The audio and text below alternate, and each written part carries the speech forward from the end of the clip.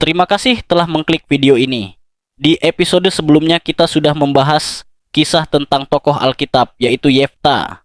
Dan di episode kali ini kita akan membahas kisah tentang tokoh Alkitab yang dari keterpurukan menuju meja raja.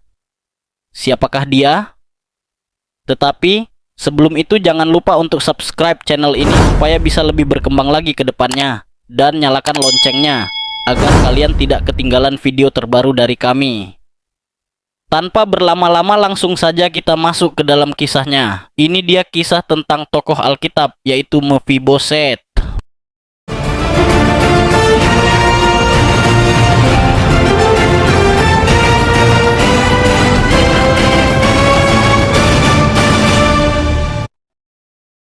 Kisah ini bukan hanya tentang seorang yang lumpuh, tetapi tentang kasih karunia yang mengangkat orang hina menjadi terhormat. Inilah kisah Mephiboset, cucu Raja Saul, yang hidupnya berubah total karena kebaikan hati Raja Daud. Dari seorang buangan yang hidup dalam ketakutan, ia diundang duduk di meja raja. Sebuah kisah tentang kasih, pengampunan, dan anugerah Tuhan yang melampaui masa lalu. 1. Anak yang terjatuh. Kisah Mephiboset dimulai dengan sebuah tragedi yang terjadi saat ia masih kecil.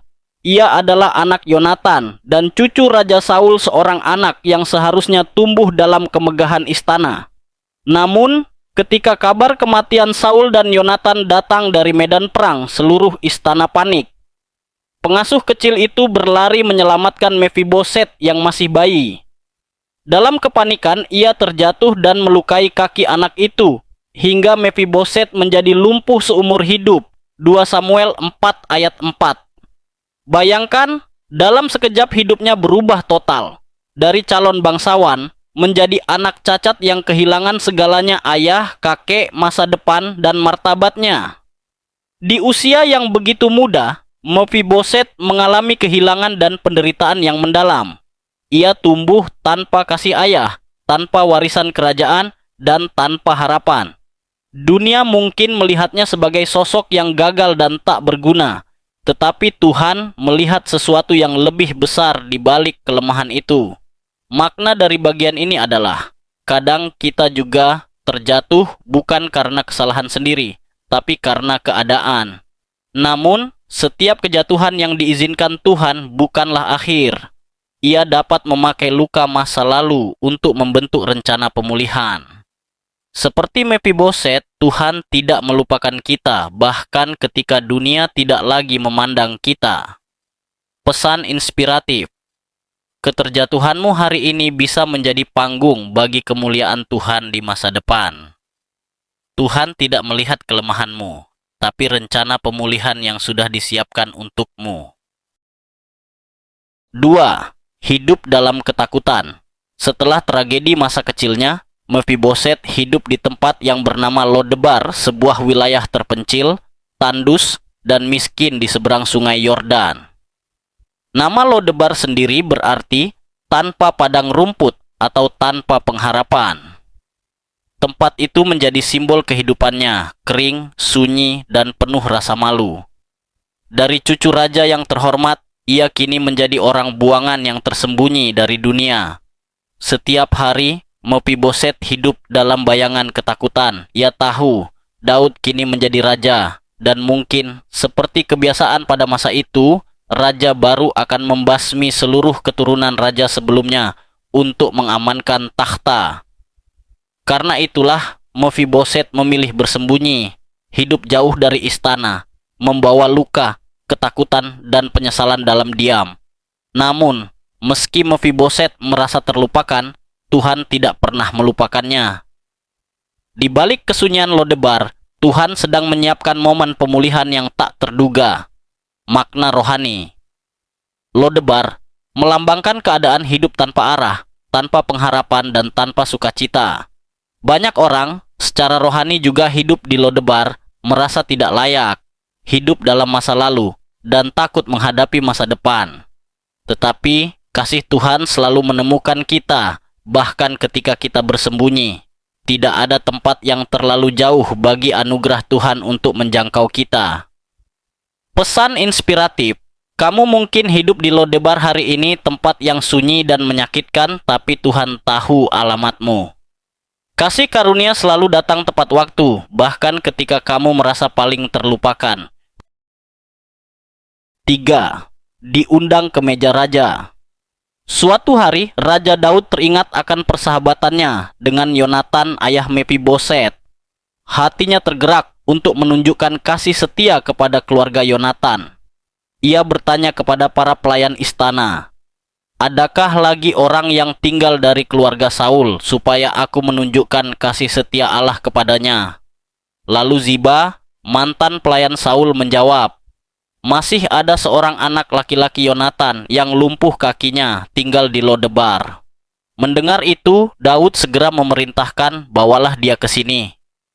Bayangkan perasaan Mefiboset ketika mendengar panggilan itu. Ia mungkin gemetar ketakutan, berpikir bahwa hari kematiannya telah tiba. Namun kenyataannya, yang menunggunya bukanlah hukuman, melainkan kasih karunia. Ketika ia datang dan tersungkur di hadapan Daud, ia berkata dengan rendah hati, "Apakah hambamu ini sehingga engkau menghiraukan anjing mati seperti aku?" Namun Raja Daud menatapnya dengan penuh kasih dan berkata, "Jangan takut. Aku akan menunjukkan kasih setia karena ayahmu Yonatan. Engkau akan makan bersama aku di meja raja setiap hari." Dari seseorang yang lumpuh, buangan, dan dianggap tidak layak, Mefiboset kini duduk di meja raja sebagai tamu kehormatan. Makna dari bagian ini adalah, meja raja melambangkan kasih karunia Tuhan, tempat di mana orang yang tak layak diterima sepenuhnya. Kita semua seperti Mefiboset, terjatuh, lemah, dan tidak layak karena dosa. Tetapi Yesus, Raja Daud sejati, memanggil kita untuk duduk di meja kasih-Nya. Ini adalah gambaran indah dari anugerah yang tidak berdasarkan perbuatan, tapi karena kasih. Pesan inspiratif. Tuhan tidak memanggilmu untuk dihakimi, tapi untuk dipulihkan. Kasih karunia mengangkat orang yang tak layak dan menempatkannya di meja raja. Dari Lodebar menuju istana, itulah perjalanan kasih Tuhan. 4. Hidup dalam anugerah. Sejak hari itu, hidup Mefiboset berubah selamanya. Ia tidak lagi tinggal di Lodebar, tetapi di Yerusalem, kota raja. Setiap hari ia makan di meja Daud, seperti salah satu anak raja sendiri. Bayangkan pemandangan itu.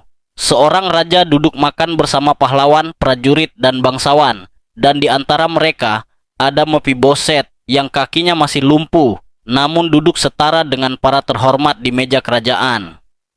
Daud tidak menyembuhkan kelumpuhannya, ia tidak menghapus masa lalunya, namun Daud memberinya tempat kehormatan dan memperlakukannya dengan kasih.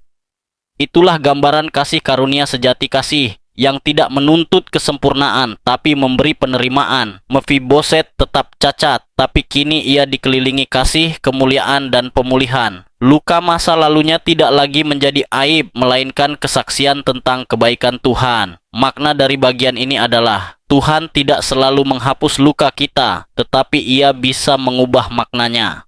Seperti Mefiboset, kita mungkin datang kepada Tuhan dengan kekurangan dan luka, tetapi Ia tetap mengundang kita untuk duduk di meja kasih karunia. Anugerah Tuhan tidak tergantung pada siapa kita, tapi pada siapa Dia. Pesan inspiratif. Kasih karunia tidak menuntut kesempurnaan, ia memeluk ketidaksempurnaan. Mefiboset mungkin lumpuh di kaki, tapi hatinya dipulihkan di hadapan raja. Anugerah Tuhan bukan hanya mengangkat kita dari debu, tapi menempatkan kita di meja raja. Kisah Mefiboset bukan sekadar cerita tentang seorang yang lumpuh, tetapi kisah tentang kasih karunia yang memulihkan. Dari seorang buangan di Lodebar, Tuhan mengangkatnya untuk duduk di meja raja. Demikian juga hidup kita, meski penuh kelemahan, luka, dan masa lalu yang pahit, Tuhan tetap memanggil kita dengan kasih. Datanglah kepadaku, duduklah di mejaku. Dia tidak menunggu kita sempurna, karena anugerahnya justru bekerja dalam ketidaksempurnaan kita. Mefiboset adalah bukti bahwa kasih Tuhan lebih besar dari masa lalu. dan bahwa setiap orang yang merasa tak layak pun layak di matanya. Dari Lodebar menuju meja raja, dari keterpurukan menuju kemuliaan. Begitulah kisah tentang tokoh Alkitab yaitu Mephiboset. Bagaimana menurut kalian? Komen di bawah untuk memberikan pendapat kalian tentang kisah ini. Dan jangan lupa untuk subscribe channel ini supaya bisa lebih berkembang lagi ke depannya. Dan nyalakan loncengnya agar kalian tidak ketinggalan video terbaru dari kami. Terima kasih telah menonton sampai habis. Sampai jumpa di episode selanjutnya. Begitulah perjalanan setiap orang yang disentuh oleh kasih karunia Tuhan.